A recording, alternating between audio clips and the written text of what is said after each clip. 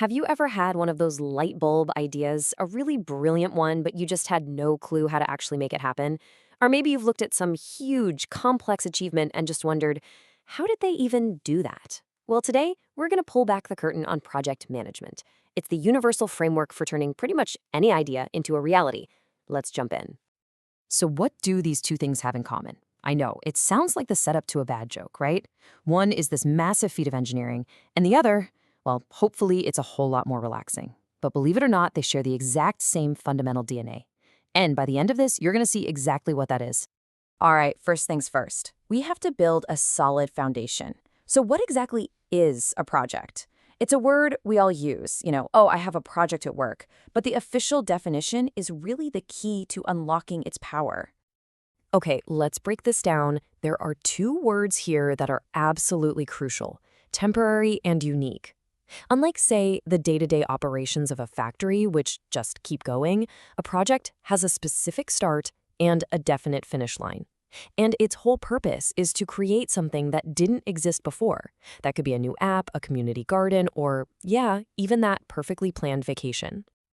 Really, just think of it like a journey. You're here in your current state, and you want to get there to some future state where your goal is a reality. The project, well, that's the map, the plan, and the vehicle that's going to get you from point A to point B. It's really just a structured way to create change. So now we know what a project is. But why do we even do them? What's the point? The answer is actually really simple, but it's also pretty profound. It all comes down to one single thing: creating value. That's it. That's the whole game. The ultimate goal of any project isn't just about checking off a bunch of tasks. It's about delivering something of actual worth. And that can be tangible value, like boosting revenue, or it could be intangible, like improving community wellness, or just having some pure, unforgettable family fun. So how does this value thing actually happen? Well, it's like a chain reaction, and this is super important. A project manager doesn't just create a deliverable, like a new website. That website has to produce an outcome, like making it easier for customers to buy things.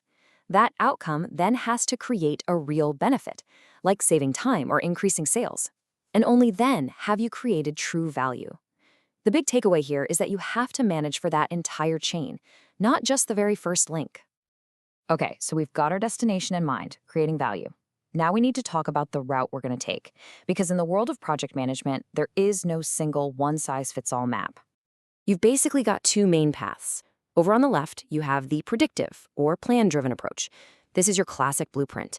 You figure out every single detail: what you're building, how long it'll take, what it'll cost, before you even start.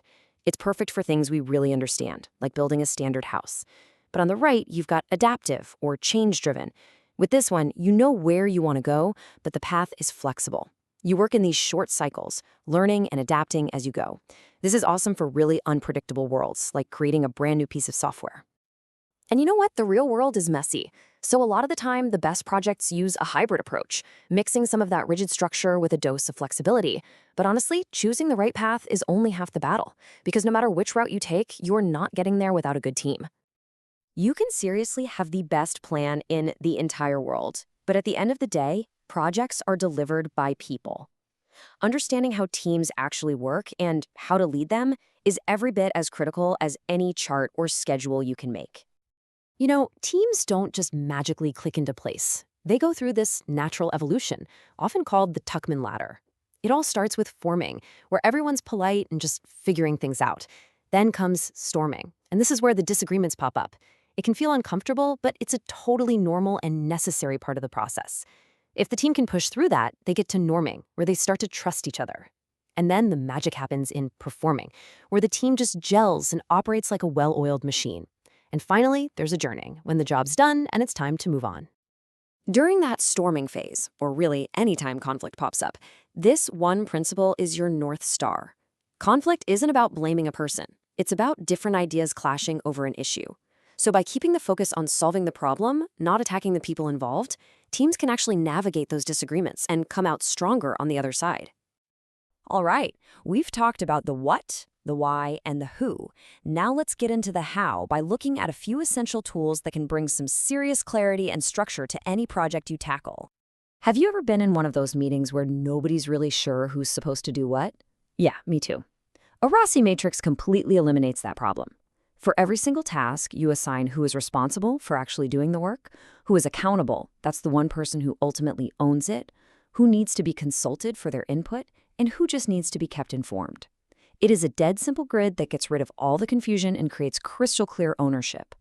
Look, every single project has some level of uncertainty, and the difference between success and failure is often just how you prepare for it. A risk breakdown structure is an amazing tool for this. Instead of just kind of vaguely worrying, you break down potential risks into categories. Like under technical, you might list a server outage. Under external, maybe a supplier delay. By systematically identifying and organizing these problems before they happen, you can come up with actual plans, which turns potential panic into a totally manageable process. This tool is all about one thing: making your work visible. A basic Kanban board has 3 columns: to do, in progress, and done. Every task starts as a little card on the left and moves across to the right as it gets completed. Now, the real power here is that it immediately shows you where the problems are. If you see a dozen cards piling up in the in progress column and nothing's moving to done, boom, you've just found a bottleneck. It's like a real-time health check for your team, letting you see and solve problems right as they happen, not weeks down the line. So there you have it. From building that skyscraper to planning that vacation, the secret ingredient is project management. It's a way of thinking, a set of tools, all designed to get us from where we are to where we want to be. It's the engine of all change and creation, really. So the only question left is, what are you going to build?